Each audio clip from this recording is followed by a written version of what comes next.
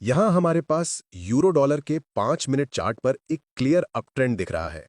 हम Fibonacci retracement tool को हाल के इम्पल्स मूव की शुरुआत से एंड तक लगाते हैं और गोल्डन जोन पर एक बाय लिमिट सेट करते हैं।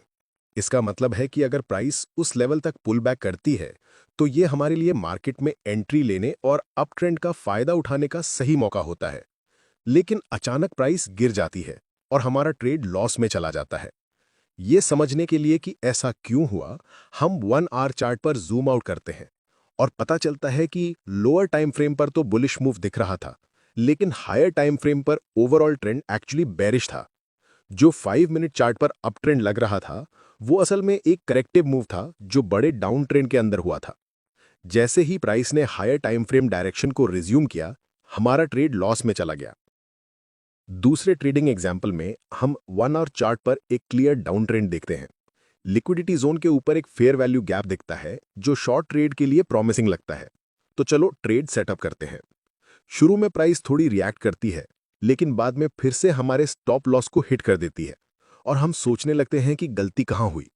जब हम डेली चार्ट पर जूम आउट करते हैं तो पता चलता है कि प्राइस एक मेजर सपोर्ट जोन तक पहुंच चुकी थी और हमने उसी के बाद सेल पोजीशन ओपन की थी। इसका मतलब हमने हायर टाइम फ्रेम रिवर्सल के अगेंस्ट ट्रेड किया और इसी वजह से हमारा सेटअप फेल हो गया।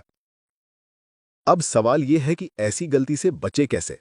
इसका मतलब ये नहीं है कि तुम्हें मंथली टाइम फ्रेम से लेकर 5 मिनट चार्ट तक हर लेवल एनालाइज करना पड़ेगा।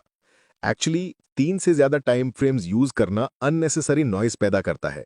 उससे ज्यादा कुछ या तो बहुत हाई लेवल हो जाता है या फिर इतना जूम्ड इन कि मीनिंगफुल कॉन्टेक्स्ट नहीं देता।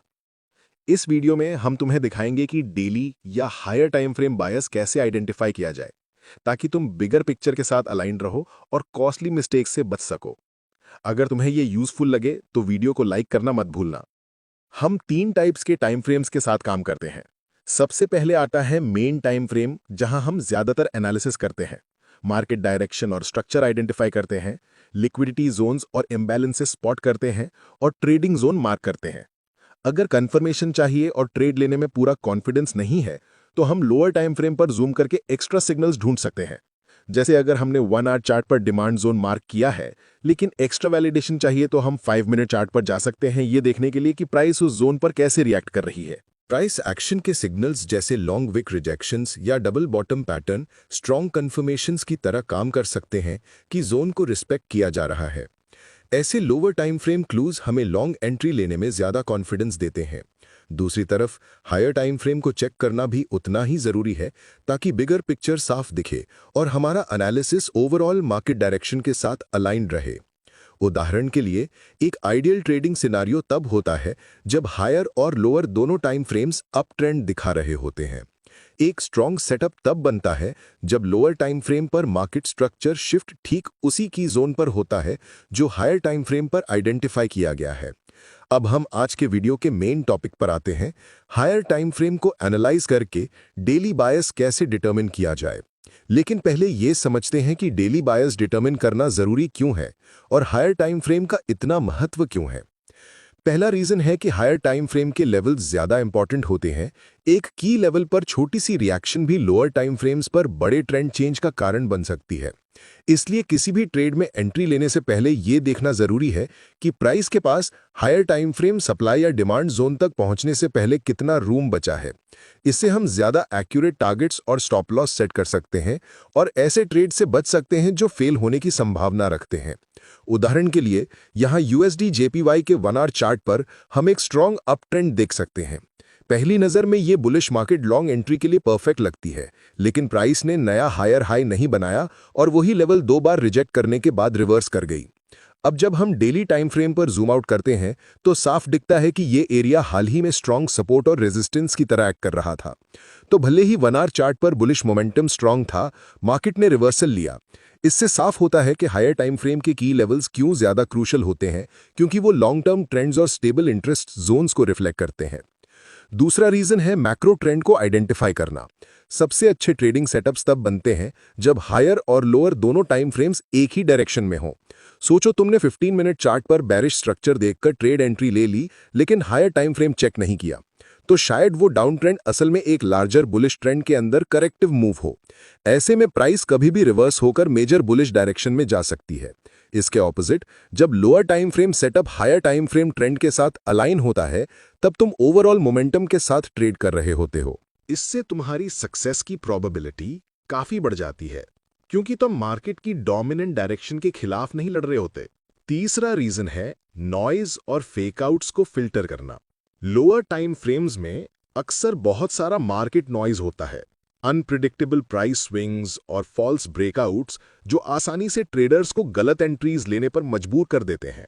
लेकिन अगर हम पहले हायर टाइम फ्रेम बायस आइडेंटिफाई कर लें, तो हमें मार्केट की डोमिनेंट डायरेक्शन की क्लैरिटी मिल जाती है।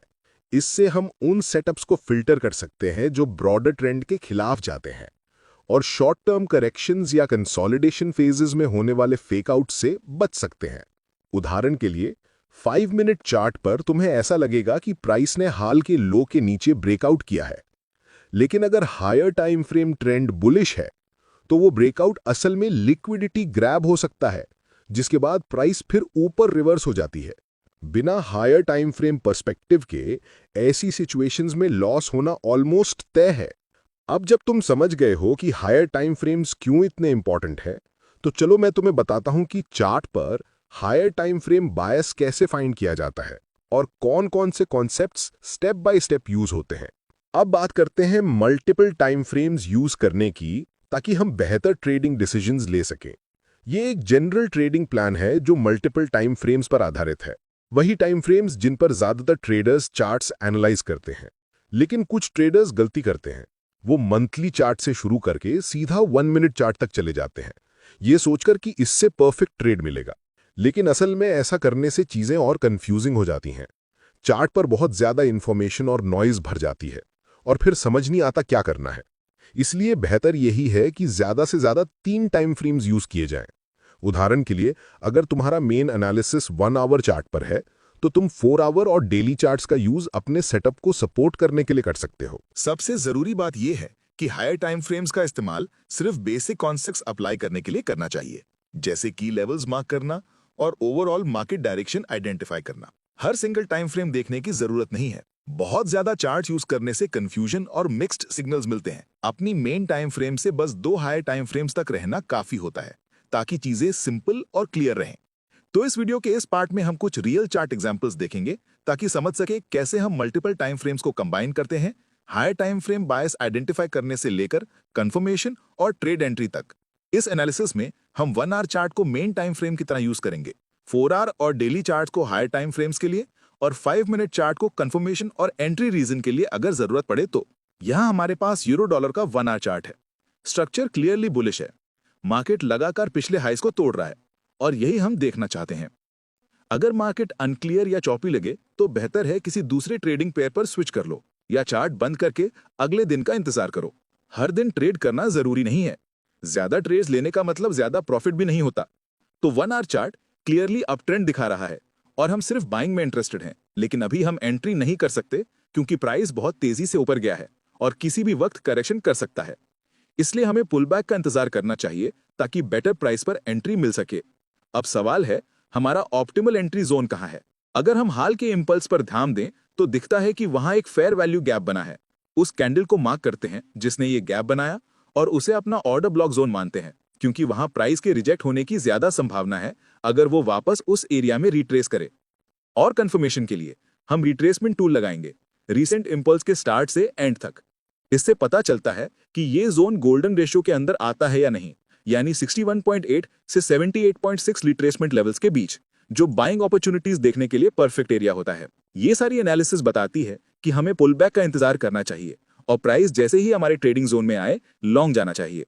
अब चलो हायर टाइम फ्रेम पर देखते हैं ताकि कंफर्म कर सकें कि हमारी एनालिसिस बिगर पिक्चर से मैच कर रही है या नहीं। तो अब हम 4 आवर चार्ट पर स्विच करते हैं। हमें अपनी ट्रेडिंग को ओवर कॉम्प्लिकेट नहीं करना। हायर टाइम फ्रेम पर हमारा मकसद बस ओवरऑल डायरेक्शन और की मार्केट स्ट्रक्चर लेवल्स को आइडेंटिफाई करना है। यहां हम देख सकते हैं कि प्राइस पहले लॉन्ग टर्म डाउन ट्रेंड में था, लेकिन अब सिचुएशन बदल चुकी है। प्राइस ने ट्रेंड लाइंस और की सप्लाई लेवल्स को ब्रेक किया है, जो स्ट्रॉन्ग बुलिश मोमेंटम दिखा रहा है। मतलब 4 आवर चार्ट भी क्लियरली कंफर्म कर रहा है कि मार्केट बुलिश है और अप ट्रेंड जारी है। अब चलो उन की जोन्स को आइडेंटिफाई करते हैं जहां प्राइस ने हाल ही में रिएक्ट किया है। करंट प्राइस के पास हमें दो इंपॉर्टेंट लेवल्स दिख रहे हैं जो कई बार सपोर्ट और रेजिस्टेंस दोनों की तरह एक्ट कर चुके हैं।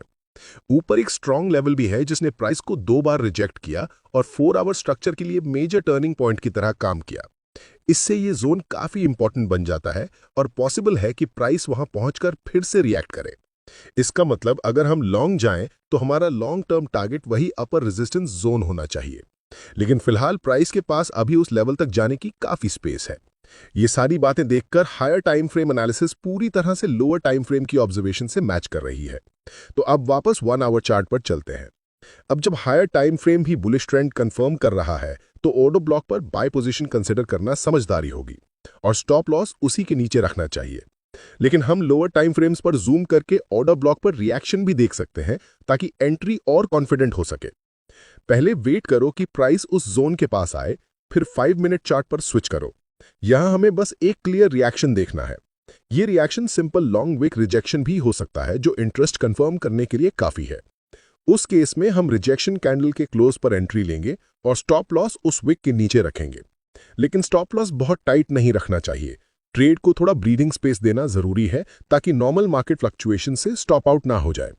मल्टीपल टाइम फ्रेम्स को कंबाइन करके हमने ओवरऑल ट्रेंड को प्रिसाइज एंट्री पॉइंट के साथ अलाइन किया, जिससे सक्सेसफुल ट्रेड की प्रोबेबिलिटी बढ़ गई और सेटअप पर कॉन्फिडेंस भी। अब एक और एग्जांपल देखते हैं। यहां पाउंड डॉलर के 1 आवर चार्ट पर क्लियरली डाउन ट्रेंड दिख रहा है।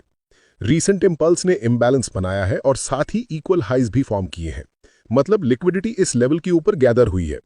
अब हम इम्बैलेंस से पहले वाले छोटे कंसोलिडेशन एरिया को सप्लाई जोन मार्क कर सकते हैं। स्मार्ट मनी ट्रेडर्स होने के नाते हमें पता है कि अगर प्राइस इक्वल हाइज के ऊपर रिट्रेस करे, बाय साइड लिक्विडिटी ग्रैब करे और सप्लाई जोन तक पहुंचे तो ये शॉर्ट जाने के लिए परफेक्ट अपॉर्चुनिटी होगी। तो हम इस जोन पर एक सेल लिमिट सेट कर सकते हैं और स्टॉप लॉस को जोन के ऊपर रख सकते हैं। लेकिन आगे बढ़ने से पहले चलो हायर टाइम फ्रेम पर नजर डालते हैं ताकि बिगर पिक्चर समझ सकें। यहाँ 4 आवर चार्ट पर हम देख सकते हैं कि प्राइस एक स्ट्रॉन्ग सपोर्ट एरिया को टच कर चुकी है। प्राइस ने हाल ही में कई बार इस लेवल पर रिएक्ट किया है। ये लेवल प्राइस के लिए एक टर्निंग पॉइंट रहा है और हर बार जब प्राइस यहाँ से मूव हुई है, मूव्स काफी शार्प रहे हैं। ये सारी बातें दिखाती हैं कि ये एक हायर टाइम फ्रेम की लेवल है। इसका मतलब अब जब प्राइस फिर से जोन को टच कर रही है तो अब साइड की तरफ रिजेक्शन होने की ज्यादा पॉसिबिलिटी है और 1 आवर चार्ट पर दिख रहे बेरिश प्रेशर के बावजूद प्राइस को ऊपर पुश करने की स्ट्रेंथ है।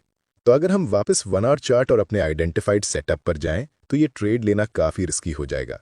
और अगर हम प्राइस को आगे चलाएं तो आप देख सकते हैं कि प्राइस ने हायर टाइम फ्रेम लेवल पर कितनी स्ट्रांग रिएक्शन दी, स्टॉप लॉसेस को हिट किया और फिर डायरेक्शन रिवर्स कर ली। ये एक परफेक्ट एग्जांपल है कि लोअर टाइम फ्रेम सेटअप पर ट्रेड लेने से पहले हायर टाइम फ्रेम जोन्स को चेक करना कितना जरूरी है। इसलिए हमेशा मल्टी टाइम फ्रेम एनालिसिस को अपनी स्ट्रैटेजी में इंक्लूड करो ताकि ऐसे सेटअप से बच सको जो दिखने में परफेक्ट लगते हैं लेकिन बड़े मार्केट मूव्स के अगेंस्ट चले जाते हैं।